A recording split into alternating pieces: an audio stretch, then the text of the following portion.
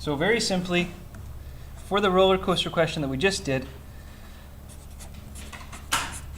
what is the total mechanical energy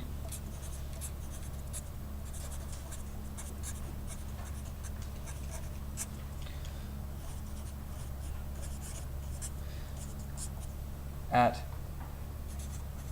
points B, C, D, and E? And I can bring the diagram back. If the total mechanical energy at point A, E total at point A, was equal to 98,162.5 joules, what's E total at point B going to be? Same thing, yep. What's E total at point C going to be? Same thing. You know, you guess where this is going, right? E total doesn't change because of what law? Conservation of energy. Okay? So this is actually kind of a nice thing. If the total mechanical energy isn't going to change throughout this thing in an idealized system where there's no energy loss due to friction or vibration, drag, or anything of that sort, the total mechanical energy remains the same throughout. And actually, you know what? In any closed system, the total mechanical energy remains the same throughout. It's just that in a more chaotic system, like where you're encountering drag and all that sort of thing, it's hard to collect up all the air molecules out of the air and say, how much kinetic energy do you have? How much it's hard to sort of figure out how much kinetic energy has gotten dissipated to the environment. So people just talk about it as energy loss. Really and truly, is the energy destroyed, though, when we talk about energy loss? Just transfer it to other unuseful places. Okay, maybe not useful. Who cares about warming up the track? Nobody, right? In case you're planning on, maybe you'll sit on the track in the winter time, but other than that, you know, who cares about losing energy to thermal energy rubbing on a track? It doesn't make any sense to anybody. Nobody cares. So we say it's useless or lost. Let me get rid of this guy. Part C of this problem. I want to find the gravitational potential energy at position C. So part C, find the gravitational potential energy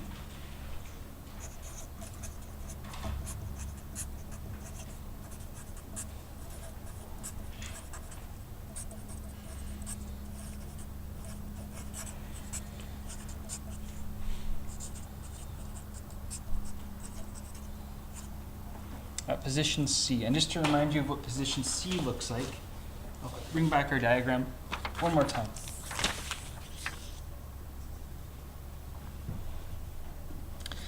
So at position C, I want to figure out what the gravitational potential energy is. You have it on your page, but I need to bring it back on the screen. E.g. C, I guess we could call it, is equal to mass times acceleration due to gravity times height c. Quite simply, we could just calculate it straight up.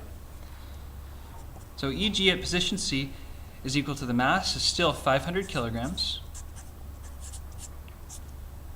9.81 meters per second squared. And at position C, the height is 13.0 meters. And I know it's going to be bigger than 6,000. I can see that just by eyeballing it. But can somebody help me? I mean 60,000, 60,000. Anybody got it? Yep. 63,765 joules. All right, that's gravitational potential energy at position C. Can we find the kinetic energy at position C, do you figure? Yeah?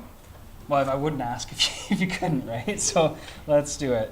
All right, so keeping in mind that the total, I'll make a note to myself, the total mechanical energy that we found once before I even write down the question, it was 98,162.5 joules. So now I'll write down the question I want to answer.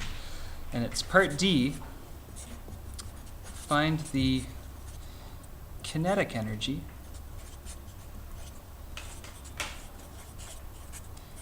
at point C. People say, yeah, we can do it. How would you do it? Yeah? Subtract the gravitational energy at point C, the gravitational potential energy at point C from the total energy at Yeah, I like the way you think. That's beautiful. I like it.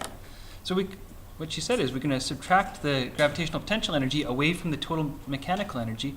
And that's what we're going to do. I'm just going to write it out like this first. I want to write down the definition of total mechanical energy as E total equals Eg plus Ek. And maybe I'll be more specific. I'll say EGC, EKC. And she says E total minus EGC is going to give you EKC, kinetic energy at point C. So we could say, getting EKC all by itself, kinetic energy at point C all by itself, we could just write down the total mechanical energy, 98,162.5 joules, minus EGC, which is 63,765 joules, as we found in part C. Is there anybody that's quick on the calculator? Alex? 34,397.25. 0.25 or Or 75. 0.75? Well, that doesn't sound quite right. 0.5. 0.5, yeah. 0.5. 0.5 joules. All right, so that's how much kinetic energy we have at point C. Now, if I can find how much kinetic energy I have at point C, do you imagine that I can figure out how fast I'm going at part C? How would I do that? Well, let's write it down. How fast is the car going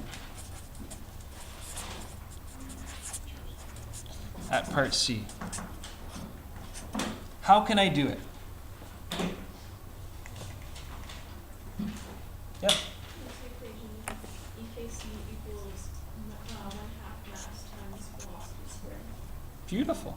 1/2, right, velocity, and specifically velocity at point C, squared. And we want to isolate, like you said, for velocity. So take that 2 over to the other side. We're going to have to multiply both sides by 2. 2 times EKC. Divide both sides by m. Square root both sides, and you get VC. And I've done a lot of steps all at once there, but I'm running out of space. I've worked myself into a corner. Now take a minute for me. I know that I've worked myself into a corner here, but I don't want to start a new piece of paper. VC is equal to 2 times 34,397 divided by the mass, which was 0.02, and square root that value. What do you get for your final velocity? Want me to put it in writing? I could do that. 2 times, I'll have to put it in kind of small writing though. 2 times 34,397.5 joules, all over 0.02 kilograms, all square rooted.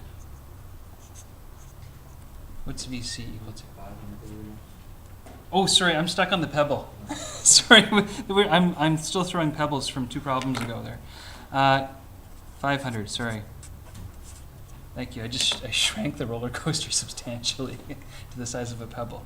All right, what's the velocity of the roller coaster at point C? 11.729 meters per second. 11.729 meters per second. Okay, or approximately 11.7 meters per second. That's pretty fast. That is a fast roller coaster. Now, if I can find the velocity of the roller coaster at point C, do you figure I can find the velocity of the roller coaster at any other point on this ride? I think so. I mean, was there anything special about point C that made it easier to find it? I don't think so. All I knew was the height. I got the total mechanical energy from somewhere else. Actually, is there any point on this ride that has any kind of specialness at all, other than the first point? Yeah? The ending point, because it has no gravitational potential energy. Yeah, you might say that. You might say that all the total energy gets converted into kinetic energy. Now, if this is a real roller coaster track, do you think that you're going, and if this is really the loading platform over here, is it wise to make that be the location for the roller coaster loading platform? Probably not, because that's the frickin' fastest place on the ride, right? If you want to have a roller coaster loading platform, you don't want it to be the lowest point. Where do you think a good roller coaster loading platform might be? Where's the slowest point going to be, other than up here? Where's the slowest point going to be? D. Yeah, sure. It's going to be pretty easy to stop it up there. Maybe you want to have a roller coaster designed so that you sort of have to walk up some stairs to get onto the loading platform. You ever notice that at some of the roller coasters, you got to walk up some stairs to get onto the loading platform? maybe they're thinking about this kind of idea. Okay? Because you go to the roller coaster and you say, oh, the loading platform's not on ground level. Well, there's a reason for that.